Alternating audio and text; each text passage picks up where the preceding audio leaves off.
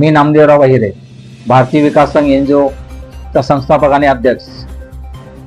आज मी प्रसार माध्यमातून महाराष्ट्र शासनाला अवगत करत आहे की एंटी करप्शन ब्युरो मार्फत काय कारवाई सुरू आहे किंवा काय कारवाई चाललेली किंवा काय कारवाई होत आहे। मी शासनास अवगत करतो की अनेक तक्रारी एंटी करप्शन ब्युरो कार्यालयात मी दिलेल्या महानगरपालिकेच्या विरुद्ध अनेक तक्रारी माझ्या दाखल आहेत। त्या तक्रारीनंतर माझा जबाब नोंदवण्यात आला। जबाब नोंदवण्यात आल्यानंतर त्यांनी माझ्या ज्या काही तक्रारी आहेत त्या तक्रारी माननीय आयुक्त मुंबई महानगरपालिका यांना परमिशनसाठी पाठवण्यात आले आहे। पण माननीय आयुक्त यांना एंटी करप्शन ऍक्ट 17A मध्ये परमिशन देत नाही। कारण याबाबत विचारणा केली असता की महासंचालक म्हणतायत की ते देत नाही तर आम्ही काय करू, आम्हाला त्यांची परमिशन गरजेचं आहे। ज्या अर्थी बोलतात त्यांचं महासंचालक म्हणतात, त्यांचे एंटी करप्शन ब्युरोचे अधिकारी म्हणतायत की बाबा आमच्याकडे पुरावा, ठोस पुरावा आहे, तुम्ही दिलेल्या तक्रारीनुसार आमच्याकडे ठोस पुरावा आहे, आम्हाला त्यांनी परमिशन दिली तर आम्ही त्यांच्या विरुद्ध FIR नोंद करू, कारवाई करू, पण त्यांनी आम्हाला द्यायला पाहिजे, पण ते देत नाहीत, आम्ही काय करू, आमचे हात बांधलेले आहेत।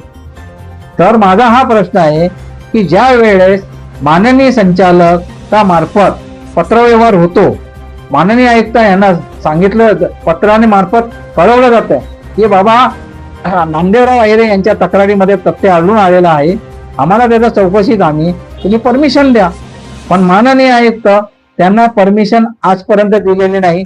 माझी 50 ते 100 कंप्लेंट बाबत त्यांच्याकडे माझं लेटर पत्र गेलेलं आहे आणि माननीय संचालक सुद्धा यांनी पत्र पाठवलं आहे त्यांना 50 ते 100, पण त्यापैकी एकही तक्रार, एकही अर्जावर परमिशन का दिलेली नाही, हा सुद्धा माझा प्रश्न आहे। आणि दुसरी गोष्ट ही आहे की शासनाने हे मी जे बोललेलं आहे त्या गोष्टीकडे पण त्यांनी लक्ष द्यावं की माननीय संचालक यांनी जे काम करतात एंटी करप्शन ब्युरोला, ते अधिकारी यांच्याकडे बाबा परमिशन मागतात तर देत का नाही, हा सुद्धा चौकशीचा भाग आहे। याबाबत सुद्धा महाराष्ट्र शासनाने लक्ष द्यावं, चांगल्या प्रकारे लक्ष द्यावं आणि ह्या ज्या गोष्टी आहेत त्यांनी याबाबत पुढे काहीतरी नवीन कठोर कायदा तयार करावा, याबाबत काहीतरी मार्ग काढावा की ज्या तक्रारीवर चौकशी होणं गरजेचं आहे।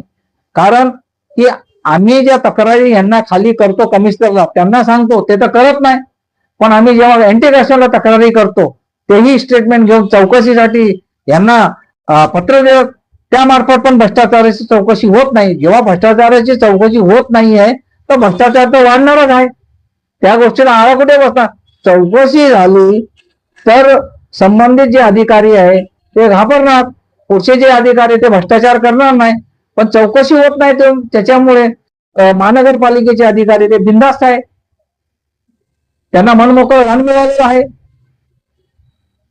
त्यामुळे माझ्या शासनाला विनंती आहे की त्यांनी याबाबत माझ्या या आजच्या प्रसार माध्यमाला सांगितलेल्या या डिबेटवर त्यांनी लक्ष द्यावं। यापुढे त्यांनी काहीतरी असं कठोर कायदा किंवा कठोर हे पावलं उचलावी आणि नवीन काहीतरी कायदा तयार करावा किंवा कायद्यामध्ये अमेंडमेंट करून कठोरात कठोर अर्ज आल्यानंतर ताबडतोब चौकशी नेमण्यात येईल, असं काहीतरी नवीन गजेट कारवाईसाठी नवीन कायदा करावा।